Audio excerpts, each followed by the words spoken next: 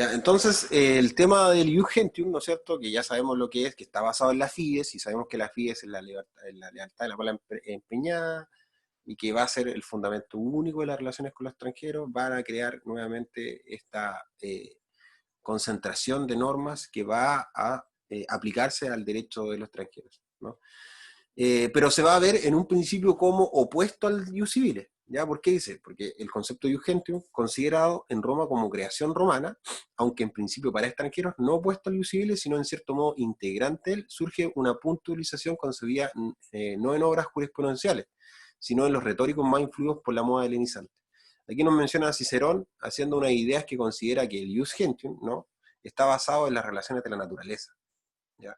No en las relaciones solamente jurídicas o el nomos, ¿no? El ius gentium está basado en el solo hecho de ser humano. ¿Te fijas? Ahí nos dice por qué el ius gentium es aplicable. También nos dice que este derecho civil, ¿no?, va a ser en contraposición al derecho natural, que vamos a entender como este derecho inherente a los seres humanos. Y nuevamente aquí se nos desglosan dos grandes conceptos y que van a recorrer siempre: el ius natural y el ius civile, ¿no?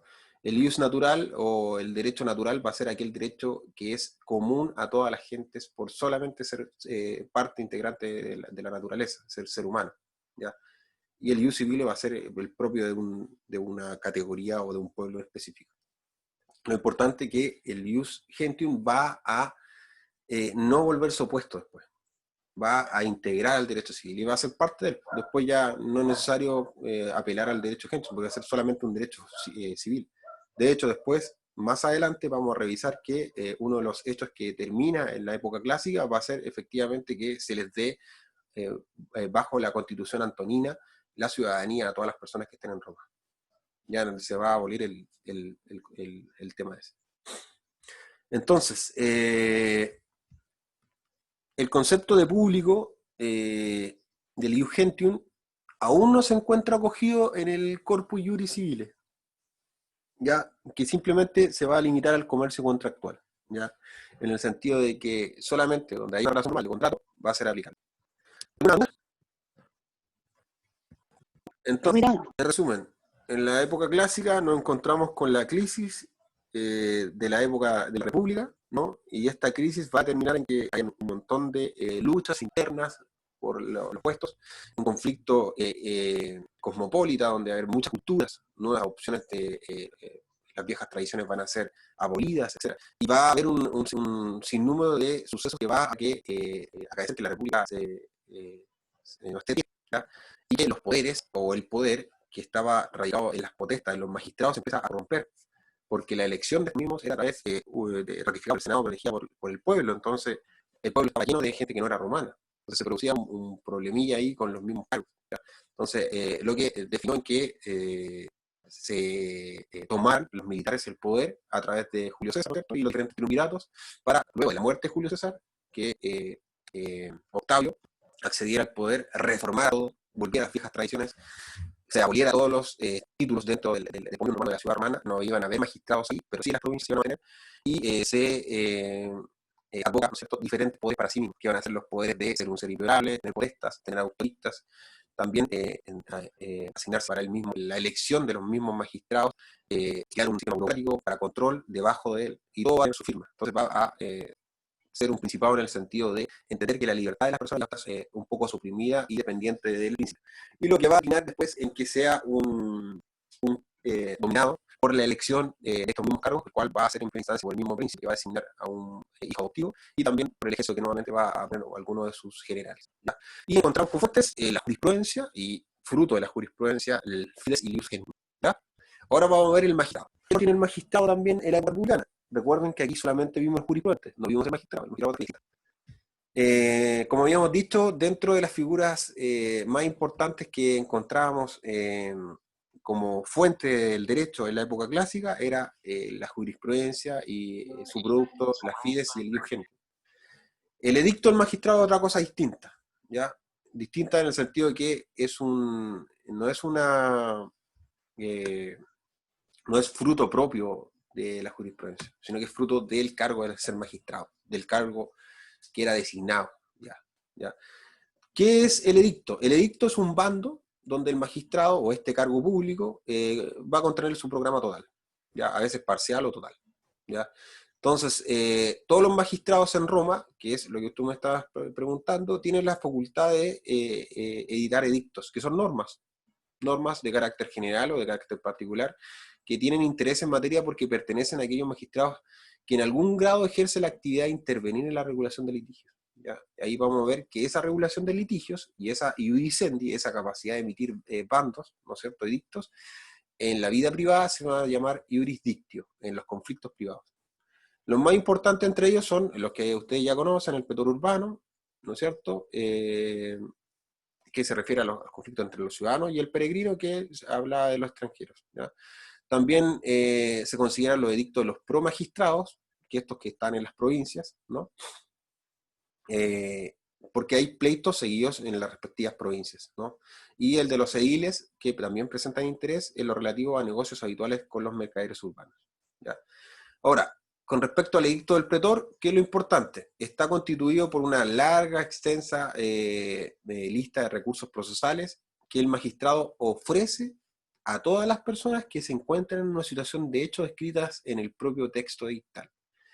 Tales recursos no se ceñían necesariamente al ius civile, como habíamos hablado que el ius civile era el único fundamento de derecho civil, sino que podían estar supeditados a él, superpuestos a él, o sea, sobre el ius civile, complementándose o incluso contradiciéndolo aparentemente. Pero no significa la derogación del ius civile, sino que uno y otro se incluyen íntegros como fuentes diversas del peculiar organismo jurídico romano, que precisamente se encuentra en la heterogeneidad y en el contenido de la flexibilidad. Entonces aquí nos encontramos con que el ius civile va a ser el derecho oficial, ¿no? Y que el magistrado, basado en el edicto, ¿no es cierto?, en esta capacidad de emitir o publicar órdenes sumarias o materias que van a ser de su gobierno, van a encontrar también que los que se regulan en cuanto a personas, ¿no es cierto?, en cuanto a conflictos entre ciudadanos, van a llamar iurisdictio, ¿no?, que es la capacidad de resolver los conflictos o los litigios que van a intervenir los privados. Esta iurisdictio va a ser la principal forma de resolverlo. Por ende, va a tener un concepto o una lista de recursos procesales. ¿Cachai? Esos recursos procesales van a ser situaciones de hecho que van a estar previstas en el edicto. No sé, por ejemplo, si celebraste un contrato de compraventa por 10 caballos y te incumplen, tienes derecho a reclamar. Y tú vas al edicto: hola, ¿cómo está, magistrado? Mira, me pasó esto. Ah, esta situación de hecho, sí, mira, está en el edicto. ¿La toma? Sí, la quiero tomar. ¿Te fijas? Y así va a resolver el conflicto. No como los jurisprudentes. ¿Se acuerdan que los jurisprudentes en la lámina anterior, que habíamos visto, que era un colegio sacerdotal en un principio y que empezaron a resolver los conflictos también de las personas, ya no basado en la potestad, porque el magistrado tiene potestas, sino que el autorista? Entonces, ¿qué van a hacer los jurisprudentes? Van a aconsejar antes de que pase esto. Ahí viene la jurisprudencia, es como decir: oye, ¿sabéis qué? Quiero vender los mismos caballos que estoy reclamando acá. Ya, pues, ¿fuiste a consultarle a un jurisprudente? No, pues bueno. Anda a consultarle, ahora a consultarle, el loco le va a decir: mira, ¿sabéis qué? Tenéis que celebrar tal y tal contrato. O en el responsum, que habíamos visto que es esa forma de preguntarle a los jurisprudentes, o en el cabere, mira, ¿sabéis qué? ¿Cómo puedo caucionar esto? Bueno, pongámonos una cláusula donde si se pierden los caballos o si no te los paga, no sé, tal dinero queda a modo de indemnización. ¿Te fijas? Entonces, si él hubiera hecho eso, no hubiera tenido estos problemas. Entonces, la idea de los juristas es precaver a veces en el litigio, evitar el litigio, o a veces crear una estrategia jurídica para salir más del litigio. Entonces, en ambos grados, puede ser que la persona vaya donde el magistrado, antes, ahí donde un jurisprudente, o después, ahí donde un jurisprudente. Es por eso que el magistrado va a dar la orden a que un juez en algún momento diga qué es lo correcto según el derecho a los civiles. ¿Se entiende esa parte? ¿Entienden la diferencia entre el magistrado y los jurisprudentes? Sí. ¿Alguna consulta hasta acá? La idea es que hagan consultas para que vamos cachando qué onda o qué falta o qué podemos ayudar. Ninguna consulta hasta acá, o sea, ustedes pueden responder esto bacán. por qué el magistrado podría resolver un conflicto a favor del ius civil y no del ius gentium? ¿Qué situación se podría dar para que el ius civil fuese superior al ius gentium? Lo que sucede es que el ius gentium es el derecho aplicable. Pero ¿qué sucede cuando no hay nada en el derecho material?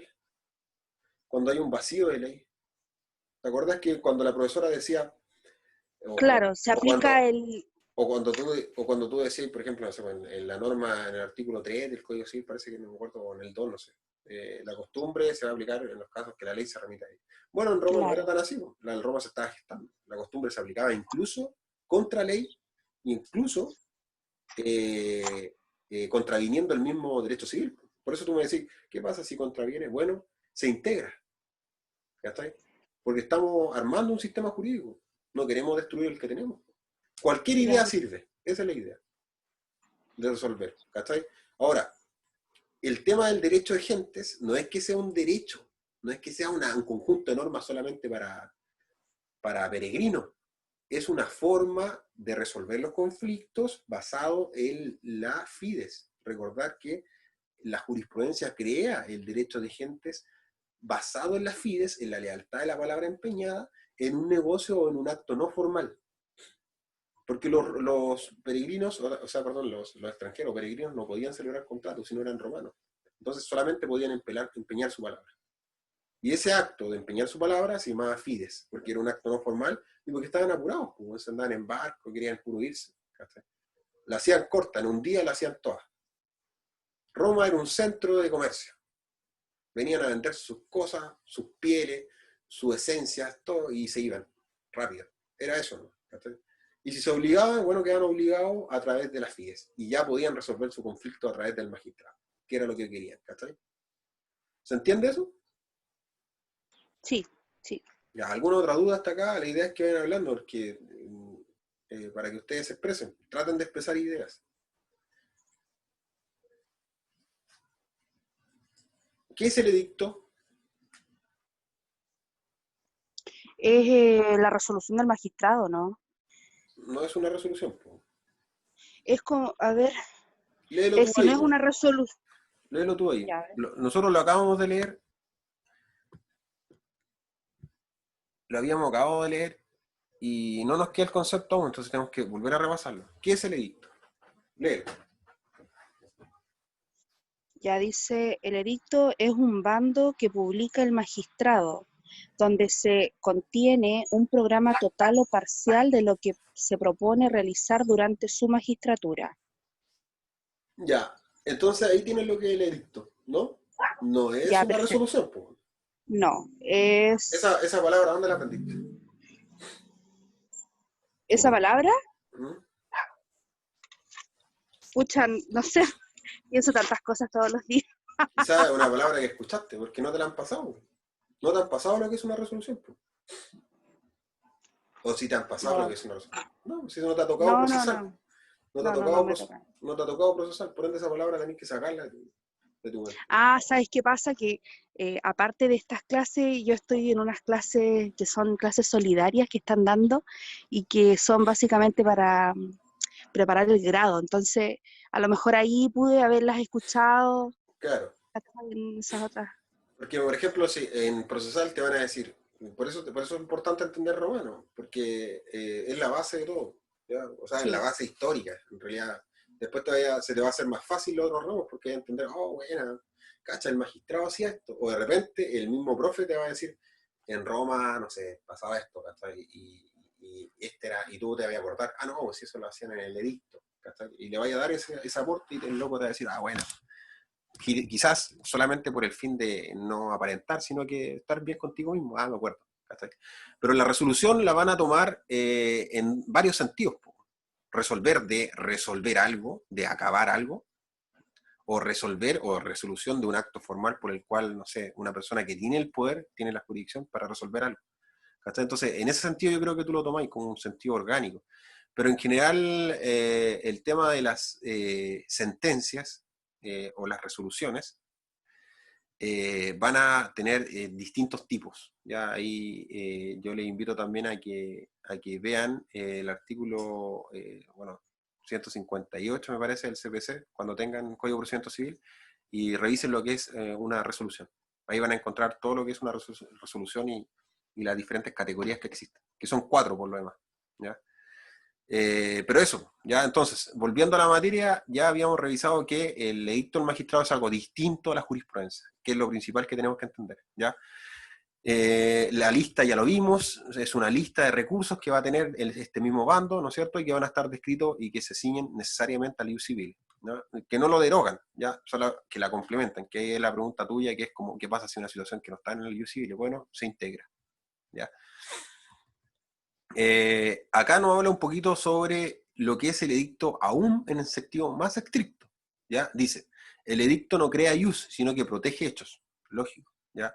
Mediante recursos honorarios, pero fue inevitable que dada la semejanza con los recursos propios del ius civile, o sea, estos recursos honorarios que creaba el pretor, terminara considerando el sistema dictal como un ius honorario. Entonces aquí vamos a revisar que el mismo edicto, todos estos recursos van a crear otro derecho aplicable, un derecho de casos, de hechos, que va a ser asimilado al ius civile, pero que no va a ser el ius civile, y que va a estar en paralelo con el ius civile. Las diferencias entre uno y otro son ante todo formales, lógico, porque el ius civile se encuentra su fundamento en la misma autoricta de los jurisprudentes que habíamos revisado, mientras que el honorarium va a emanar de la potestad de los magistrados, algo distinto. Entonces, pero aparte de este aspecto esencial, hay puntos evidentes en contacto. Ante todo, el edicto mantiene una orden de materias que proviene del viejo o de las viejas 12 tablas, y se remonta también a recursos derivados de este ius civile, junto con otros de creación edictal. Aunque aquellos no se anuncian en una cláusula especial, por otra parte, la elaboración del edicto se encomienda a hechos a los jurisprudentes que forman el concilio del magistrado. Recordar que el magistrado también se va a rodear por jurisprudentes, al igual que lo hacían en la vida libre, también se rodeaban con gente que sabía de derecho, de ius civiles. Y esta persona que en lo común ignorante en materia de derecho, o sea, el pretor era ignorante en el derecho, asume normalmente la paternidad del texto. Básicamente asume que él lo firma, pero él no sabe de derecho. ¿Cachai? Porque se rodea con personas que sí saben de derecho. En la práctica, la jurisprudencia utiliza el edicto de breve duración como campo experimental para introducir innovaciones y así obtiene una depuración previa a los materiales que permiten su más adelante o elegante desarrollo posterior.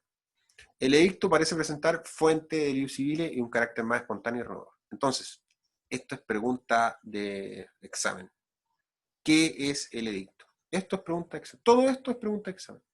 Todo esto. Si ustedes no lo entienden, tienen que preguntar. Nuevamente, ¿qué es el edicto? ¿Quién puede responder eso? Practiquen. Pues. Si le hacen el examen oral o no sé, o escrito, ya tienen que ir viendo.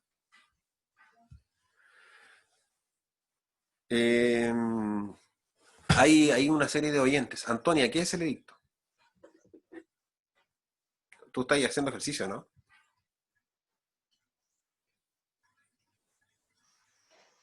Y si yo solamente respondo que es un bando que publica el magistrado, ¿el profe me puede hacer una contrapregunta? Va a ser eso es muy poco.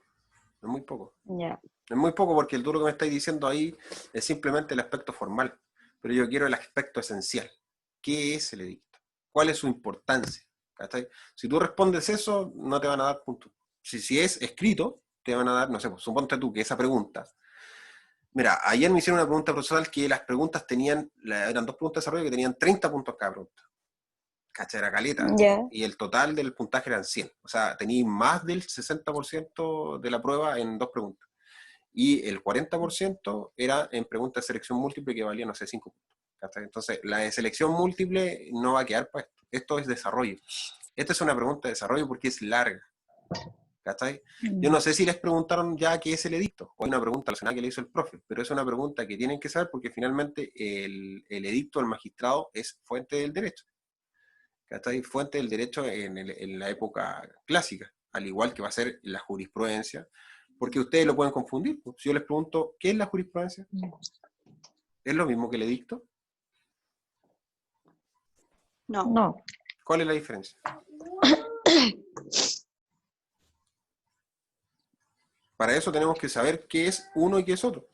Resumen, ¿qué es el edicto? Traten de hilar las palabras.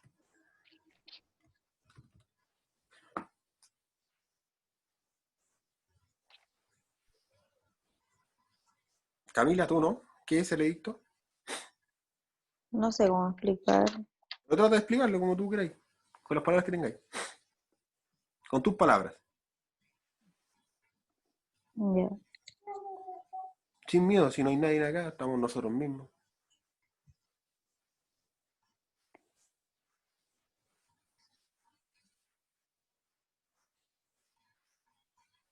O léelo tú mismo, Es léelo que, tú no, mismo. mira, lo Lee que esto que pasa es está que acá.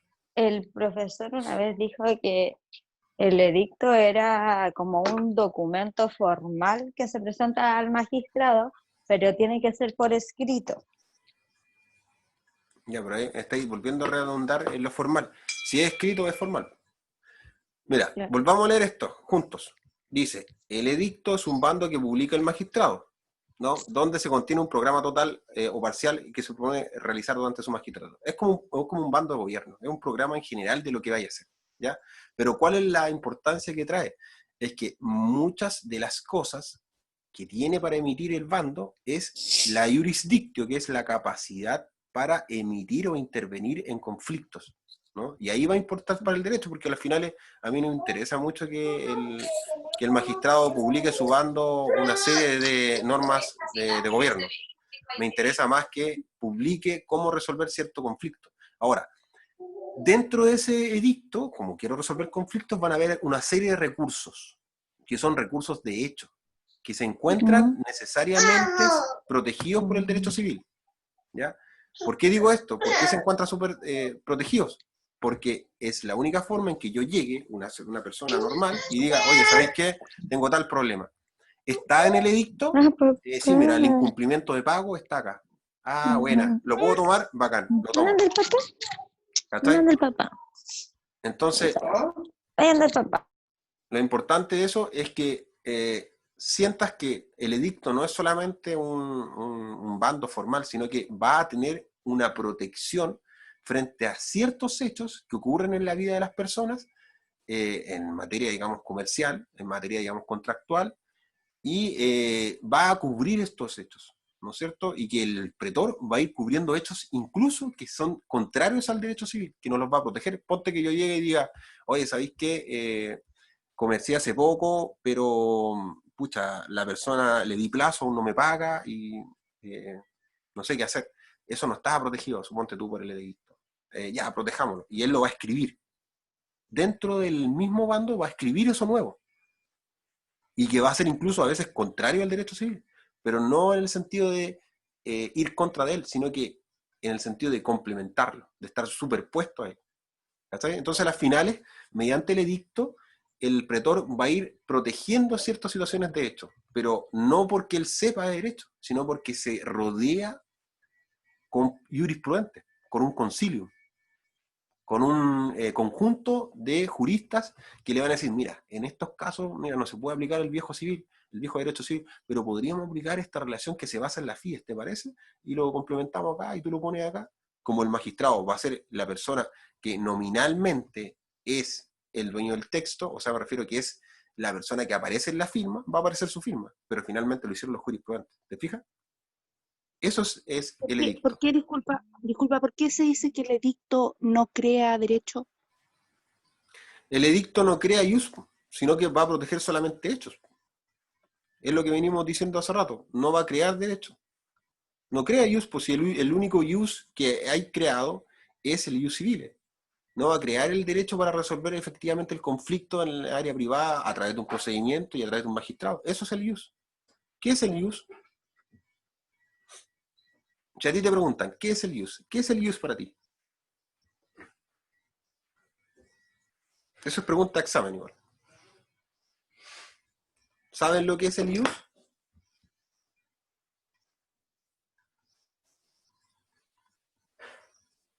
A esta altura del curso, que ustedes ya están ahí, no sé, ya casi terminando el curso, ¿aún no saben lo que es use? Cualquier concepto que tengan.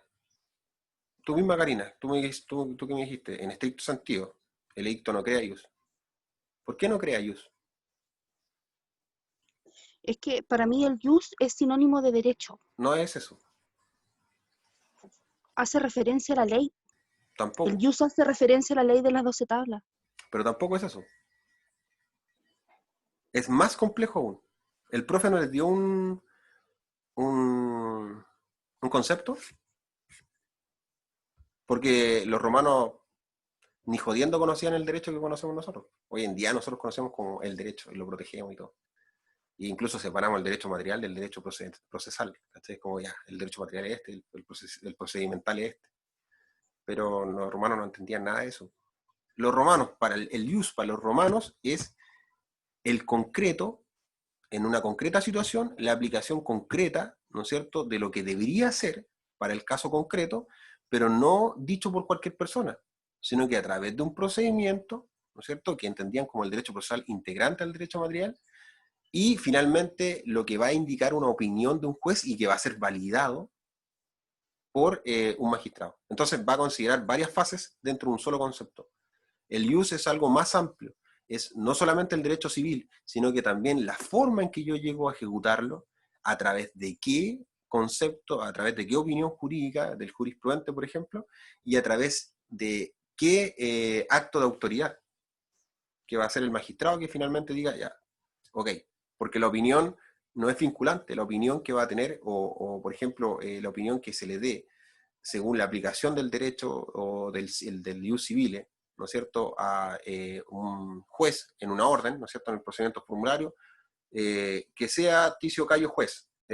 Si esto está acorde al derecho civiles, condena o absuelve. Le va a llegar esa orden al juez, el juez lo va a mirar, ya, ok, mi opinión es esta, se la va a dar al magistrado, el magistrado va a formular la dictio.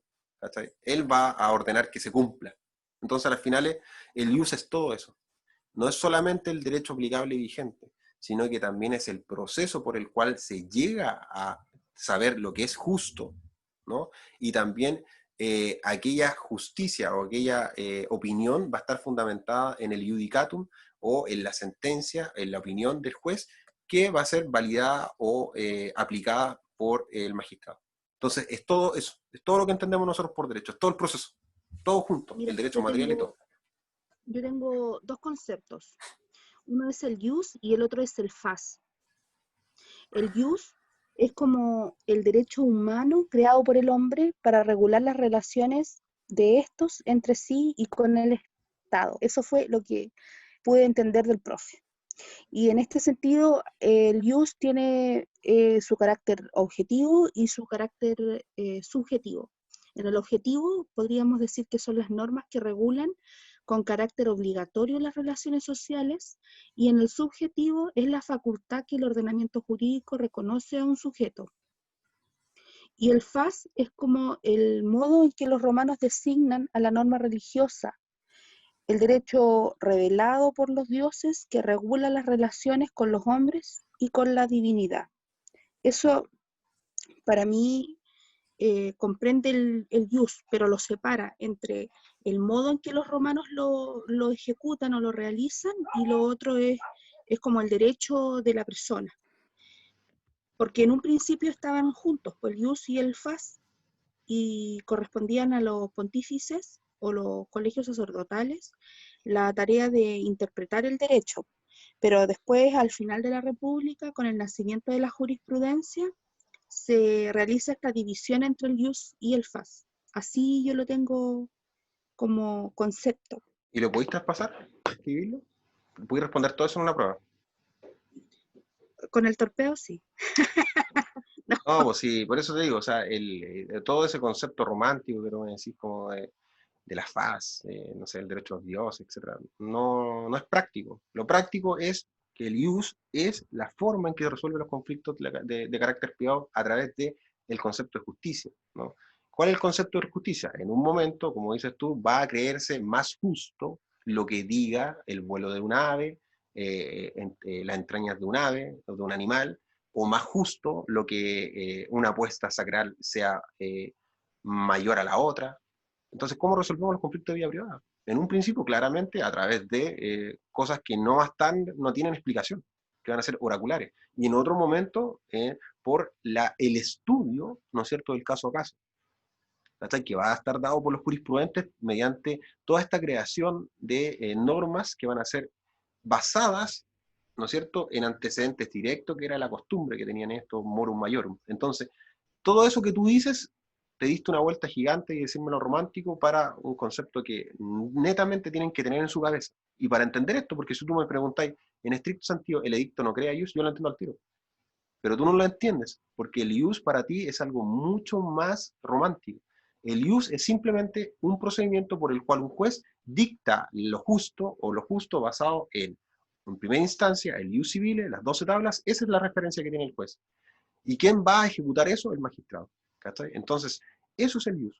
Es todo el proceso completo, ya sea de creación, ya sea de determinación y de ejecución.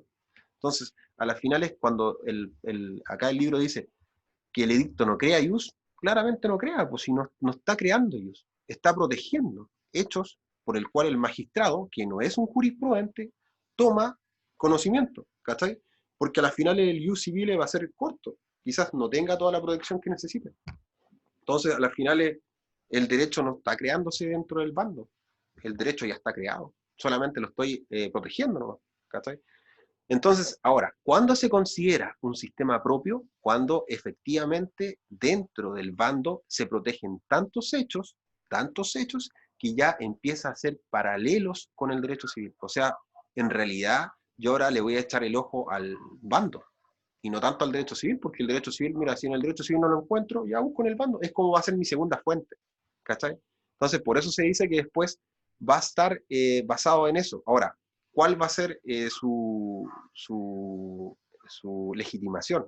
¿Ya? Por ejemplo, acá dice, la legitimación del ius civile es el fundamento de los prudentes. ¿Ya? En cambio, el ius honorarium emana de la potestad del magistrado. ¿Cachai? Eso es un aspecto esencial de diferencia. ¿Por qué? Porque los jurisprudentes no van a participar en estricto rigor en la firma, los jurisprudentes no van a firmar el bando, pero sí van a participar indirectamente. ¿Por qué? Porque el pretor se va a rodear de un concilio de jurisprudencia, de un consejo. ¿Cachai? Entonces, desde ese punto de vista podemos entenderlo de esa forma. ¿Cachai? Pero lo importante es que te quede un concepto en la mente y que puedas explicarlo. Y que lo lleves al campo concreto y que tú digas ahí que sí, y ahí podemos encontrar la diferencia entre el edicto.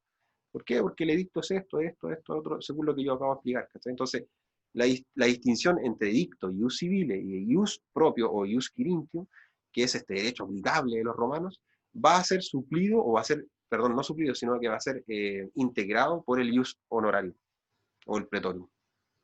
¿Entendieron? Lógicamente que va a ser mucho más creador, pues. El ius honorarium va a ser mucho más creador que el civile, porque el civile se va a mantener ahí. ¿Mm? Pero el pretor va a crear mucho más hechos que él va a proteger.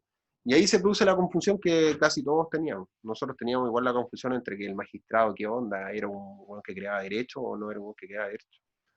Entonces, eso es lo principal, ¿cachai? Porque el magistrado en realidad creaba derecho, pero a través del concilio, que el concilio era la persona que, o las personas que en realidad le daban los consejos de derecho. Porque él en realidad lo único que tenía era potestas, ¿ya?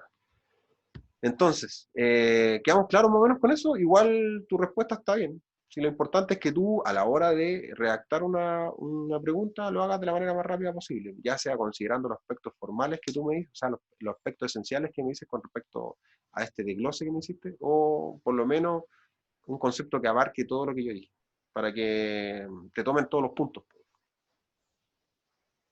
Perfecto, Franco. Ya, la duración del edicto, bueno, ¿cuánto dura? No puede superar la muerte del magistrado, y ahí empiezan a separarse. ¿Ya? El perpetuum, que es efectivamente desde el comienzo hasta que termine el cargo, que es un año.